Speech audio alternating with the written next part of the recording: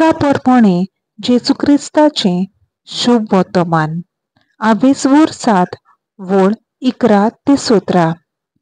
ताचे मागीर अशें जालें, जेजू न्याय म्हणलेल्या एका नगरांत गेलो आनी ताचे बाराबर वेताले ताचे शीस आनी खूब लोक। नगराच्या दारवंट्या लागीं पावतना ओचीत एक मेल्ल्यांक पुरूंक व्हरताली तो आपले आवयचो एकलोच पूत आसलो आनी ती एक विधवा। तिचे सांगाती नगरांतलो जायतो लोक आसलो। तिका पळयतच तिचे चुरचुरे करून जेजून तिका म्हणलें, रडो नाका। आनी फुडें वचून ताणें तिर्तेक हात लायलो।